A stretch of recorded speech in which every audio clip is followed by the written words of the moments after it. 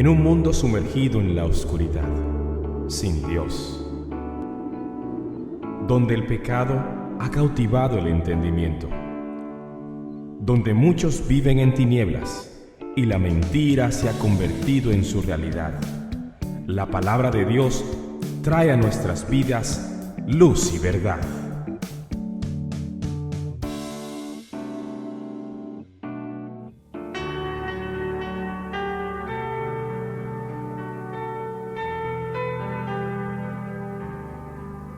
Vamos a ir a Romanos capítulo 8, versículos 12 y 13, que es donde nosotros estamos tomando este texto como una plataforma para predicar acerca de la mortificación del pecado. Y el texto nos dice: por tanto, hermanos, tenemos una obligación, pero no es la de vivir conforme a la naturaleza pecaminosa, porque si ustedes viven conforme a ella morirán, pero si por medio del Espíritu dan muerte a los malos hábitos del cuerpo, vivirán.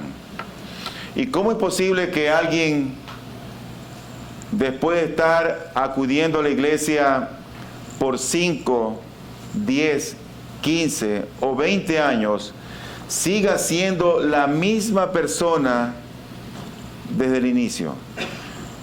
Tiene la misma boca sucia, tiene los mismos pensamientos oscuros, tiene las mismas actitudes y parece no haber un cambio. ¿Cómo es posible que alguien que sea un cristiano parezca ser siempre la misma persona y no cambie? Y sin lugar a dudas, yo creo que es porque muchas personas toman muy en poco el asunto del pecado en nuestros corazones y no se han ejercitado o no se ejercitan en esa disciplina bíblica que es acerca de la mortificación del pecado.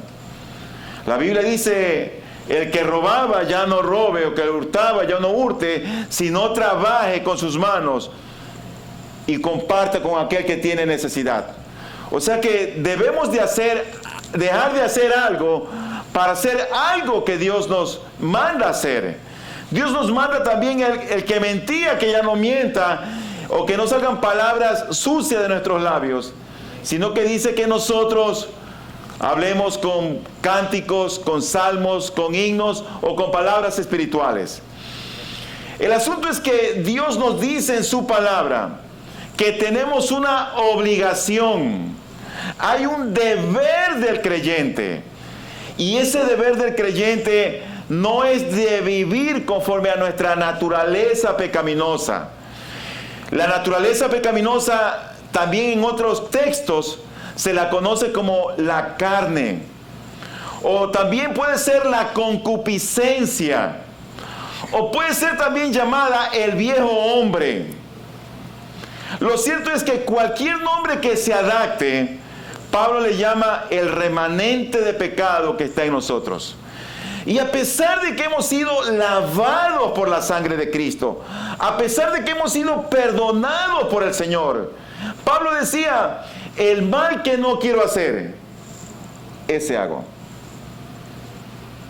Ese hago. Y qué tristeza para un cristiano cuando caemos en un pecado que trae deshonra al nombre del Señor. Por lo tanto, dice la Escritura en el versículo 13, porque si ustedes viven conforme a ella, o sea, conforme a esa naturaleza pecaminosa, dice él, morirán. Esa es una promesa de Dios. Una promesa en un sentido negativo. Dice, morirán. Pero si por medio del Espíritu dan muerte a los malos hábitos del cuerpo, hace otra promesa. Dice él, vivirán. Ahora bien, ¿cuál es el propósito, querido hermano y amigo, de la mortificación del pecado? ¿Por qué debemos de mortificarlo? Bueno, porque cada vez que nosotros trabajamos con nuestros propios pecados y los mortificamos, nosotros vamos santificándonos para agradar más al Señor. Al fin y al cabo, no queremos vivir para agradar al hombre. Queremos vivir para que Dios esté agradado con lo que pensamos, cómo actuamos o cómo hablamos. En este texto nos deja ver la Escritura que la mortificación del pecado es una disciplina, no para cualquier persona, es para el cristiano. El primer deber del hombre no es mortificar el pecado. Si alguien no conoce a Cristo, su primer deber es arrepentirse de la mala manera de vivir o de tener esa vida de indiferencia y buscar de Cristo para hallar misericordia y el oportuno socorro y que esa persona sea salva. Por lo tanto, el primer deber en la vida del hombre es el arrepentimiento. Pero vamos a pensar que tú ya conoces a Cristo, que tú eres un cristiano genuino, que Él realmente te ha transformado, te ha dado una nueva naturaleza, te ha regenerado. Entonces, uno de esos deberes, una de esas disciplinas es la mortificación del pecado. Y la única manera de poderlo hacer es con la ayuda del Espíritu Santo de Dios. Eso no es con fuerza de voluntad. Eso no funciona con yoga, ni con meditación trascendental. Eso funciona con la única ayuda del Espíritu Santo de Dios. Sin lugar a dudas, una de las reglas específicas para la mortificación del pecado es un diagnóstico cuidadoso de ese deseo pecaminoso que está en nosotros y que va a ser mortificado. Entonces, lo primero que debemos hacer es dar con el diagnóstico. ¿Y qué es lo que queremos hacer cuando queremos identificar ese deseo pecaminoso en nosotros? Bueno, intentamos conocer la gravedad del pecado. ¿Cuán serio es con lo que estamos luchando? Ahora, puede ser, en primer lugar, que ese deseo pecaminoso sea un deseo pecaminoso que está fuertemente establecido en cada uno de nosotros. Mira lo que dice la Escritura en el libro del Salmo 38, versículo número 5. Por causa de mi insensatez, mis llagas hieden y supuran. Eso es por causa de mi necedad, por causa de mi pecado. Las llagas, la lepra, no es más que el resultado de la pecaminosidad en nosotros. ¿Y qué es lo que dice la Escritura? Que el cristiano es una grata fragancia, es un grato olor a Cristo. Pero cuando hay un pecado que está fuertemente arraigado en nosotros, se ha como establecido, como que ha tomado el poder de nosotros, ¿saben lo que ocurre? Ya esa persona, ese cristiano no tiene una grata olor, no tiene una grata fragancia a Cristo. Ya empieza a oler como azufre, como infierno. En segundo lugar, continuando en el diagnóstico nuestro, puede ser que ese deseo pecaminoso que está en nosotros haya causado en nosotros un corazón que quiere la paz, pero sin lucha. Eso también es peligroso. Así como el primer punto es peligroso, este también es muy peligroso. Porque en este caso el deseo pecaminoso también que ha capturado el corazón, hasta punto de que el corazón o nuestro ser no quiere destruirlo, pero quiere disfrutar de la paz. Quiere que Dios lo bendiga, pero no deja los naipes ni el vicio. No deja las drogas, no deja la pornografía, no deja el alcohol. Quiere bendiciones, pero no quiere soltar aquello. Eso es peligroso. Un corazón que quiere la paz sin una lucha. Y hay dos manifestaciones en este punto. En primer lugar, el deseo pecaminoso que está en nosotros nos inquieta y nos turba la conciencia, pero nos hace sentir infelices. Y en vez de mortificar el pecado, el creyente escarba en su corazón por otras evidencias que indiquen que es un cristiano verdadero. Y lo hace con la intención de tener paz. Y se autoexamina, se evalúa. Y dice, tengo tantos años en el Evangelio, yo he hecho esto, sé lo otro, hago aquello. Eso mismo ocurrió en el Evangelio de Juan, en el capítulo 8.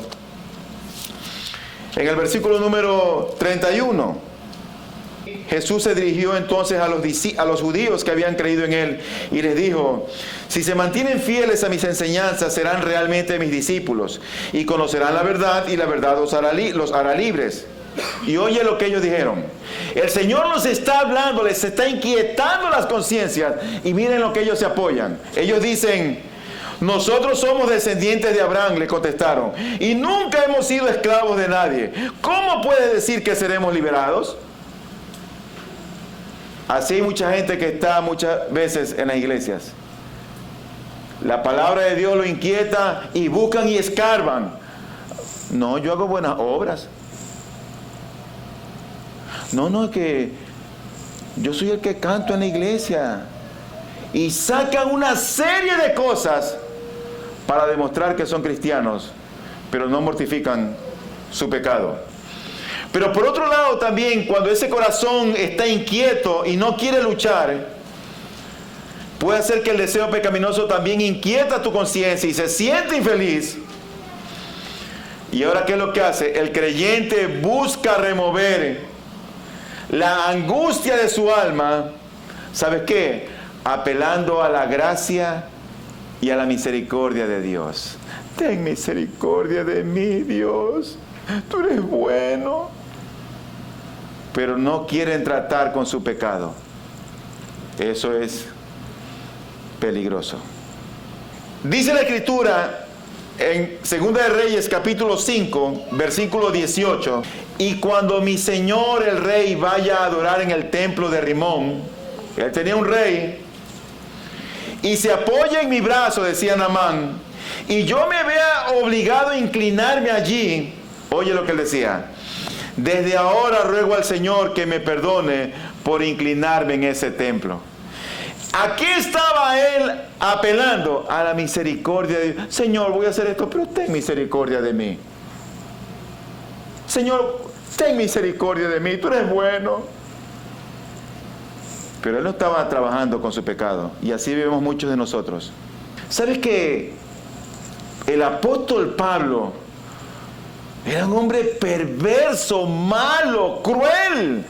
Aborrecía a los cristianos. Pero cuando este hombre tuvo un encuentro con Cristo, lo que Dios inmediatamente cambió fue su amor por los cristianos. Amaba a los cristianos, amaba al pueblo de Dios. Y tal vez en ese pueblo de Dios había gente chueca, torcida, revirada, difícil, pero los amaba. Y ahí se acabó ese problema.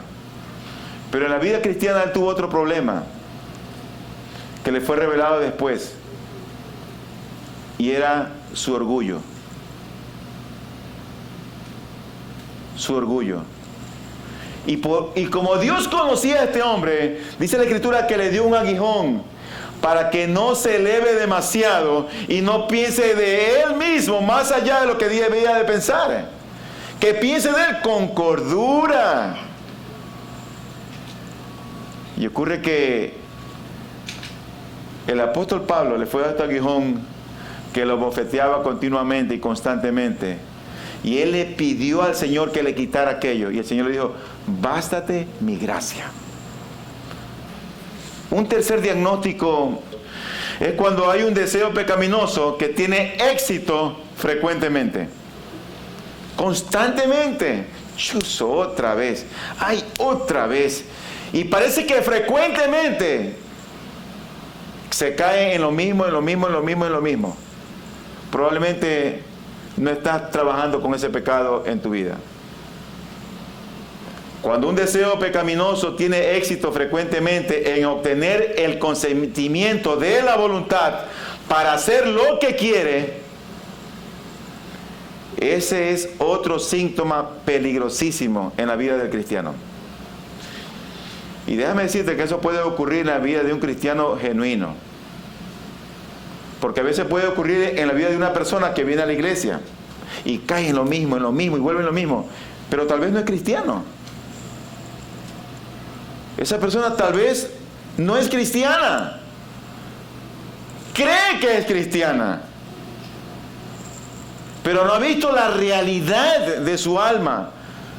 No conoce a Cristo, no conoce su santidad, no ama a Dios, no ama lo que Dios ama. Puede ser que tal vez no sea cristiana, pero vamos a poner el caso que sea un cristiano. También le puede ocurrir eso, pero eso ocurre no siempre. Es como que el pecado llega y ¡rum!, nos sorprende. Pero la Biblia da una medicina para evitar ser sorprendidos por el pecado. A veces a mí me han pasado cosas que viene algo y yo, sí, da, ya. Y wow, fue una decisión apresurada y pequé en eso. A veces un prejuicio, una determinación inapropiada, una palabra mal dicha por no investigar bien. Tantas cosas. Pero ocurre que el Señor da la medicina para eso. ¿Y sabe qué nos dice Él para no caer en esa situación de que somos sorprendidos por un deseo pecaminoso fuerte en nosotros? Él te dice, velad y orad. En cuarto lugar, cuando buscamos motivos legales para pelear contra ese deseo pecaminoso que está en nosotros. En otras palabras, cuando lo justificamos. Cuando vemos un motivo legal.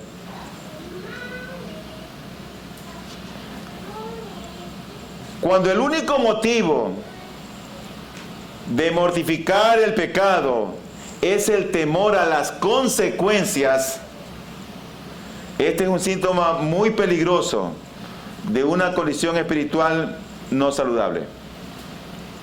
¿Tú te imaginas que yo estoy hablando de esto y wow, yo leí lo que decía el pastor en la Biblia ahí que puso en la pantalla, que si vivimos conforme a eso moriremos? Y tú te asustas y dices, yo soy mentiroso, voy a trabajar con ese pecado porque no quiero morir, no quiero irme al infierno. Estás mal enfocado si estás haciéndolo por temor a eso. Porque ese no es la verdadera motivación que debe haber en un cristiano para trabajar con su propia pecaminosidad. No debe ser esa la motivación, el temor a las consecuencias o el temor al infierno. No debe ser eso lo que nos motiva realmente. Deben de haber motivos correctos. Este es el caso de un hombre llamado José. Y José estaba sirviendo en el reinado de Faraón. Y ocurre que la mujer de Faraón siempre iba a tratar de seducirlo. Y tratar de seducirlo sexualmente. Hasta que este hombre tiene que confrontar a esta mujer. Y mira cuál es la realidad por lo que él decide confrontar a esta mujer. Y él le dice, en esta casa no hay nadie más importante que yo. Está hablando José. Mi patrón no me ha negado nada, excepto meterme con usted, que es su esposa. Y oye esto. ¿Cómo podría yo cometer tal maldad y pecar así contra Dios? Ese era realmente el motivo por el cual él no buscaba a esta mujer. No era el temor a ser mal visto, era que él tenía un gran concepto de Dios, de su santidad, de su amor, de quién era Él. Pero a veces nosotros hacemos algo por temor a las consecuencias.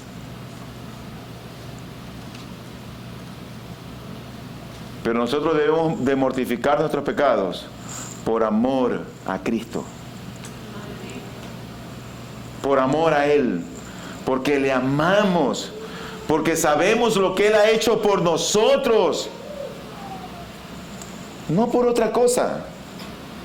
En quinto lugar, en el diagnóstico de un deseo pecaminoso grave, está también cuando Dios usa ese deseo pecaminoso en nosotros para disciplinarnos. ¿Dios puede hacer eso en la vida de un creyente? Sí, lo puede hacer. ¿Dios puede hacer eso en la vida de un impío? También. Y a través de ese deseo pecaminoso, en el impío, en el incrédulo y en el creyente, Dios lo puede usar para disciplinarnos. ¿Y qué tenemos que hacer entonces, pastor?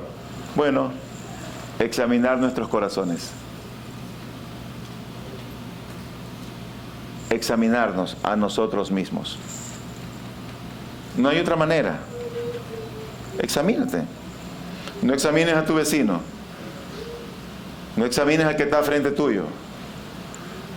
Examinémonos hacia nosotros mismos. Isaías 53:17. La codicia de mi pueblo es irritable. Por perversa en mi enojo lo he castigado. Le he dado la espalda, y oye esto, pero él prefirió seguir sus obstinados caminos. Así hay personas que están con un pecado que los domina y Dios trata con ellos por ese pecado. Pero ellos deciden continuar en ese obstinado camino, dándole la espalda al trato de Dios. Por eso hay muchas personas que en vez de tener una vida abundante, solamente tienen vida. Porque no están trabajando con sus propios pecados. Y finalmente,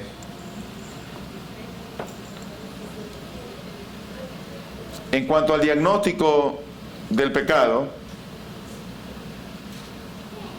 una segunda regla es que debemos de inquietar nuestras conciencias con la culpa, el peligro y la maldad del deseo pecaminoso. A veces como que no pensamos con eso como con tanta profundidad.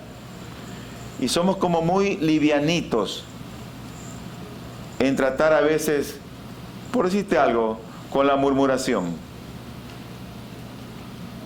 Somos como muy livianos. O con la ociosidad, con la vagancia,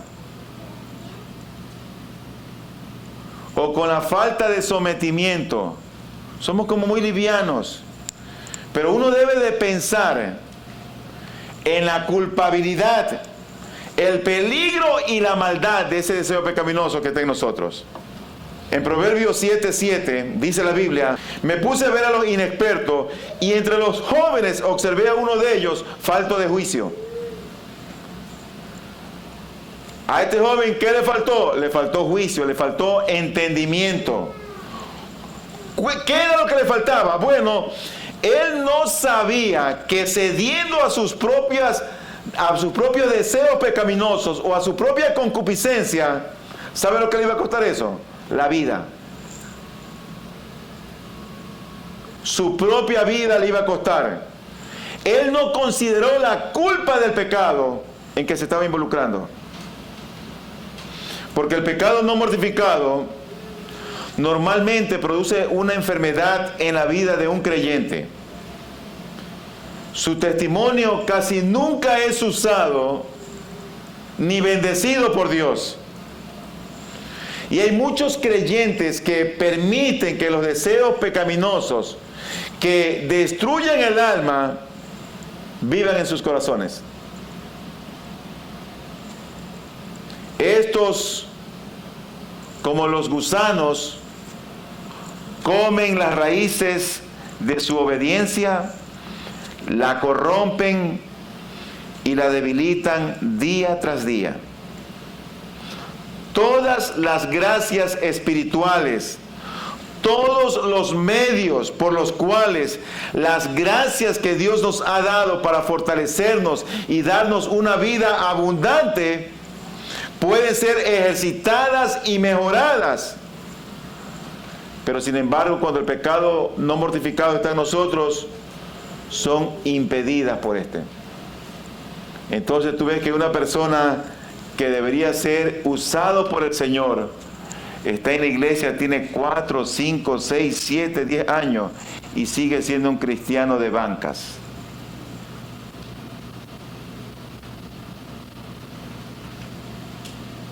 Ni él mismo se quiere poner, ni quiere meterse. Él está ahí a la retaguardia. porque su conciencia delata quién es él o ella. A veces creo que esa es la verdadera razón por la cual hay muchos que no se compenetran con los planes de la iglesia. Saben quiénes son. Yo oro a Dios que levante en medio de nosotros un pueblo que tema al Señor y que amemos a Cristo y que trabajemos con nuestros propios pecados.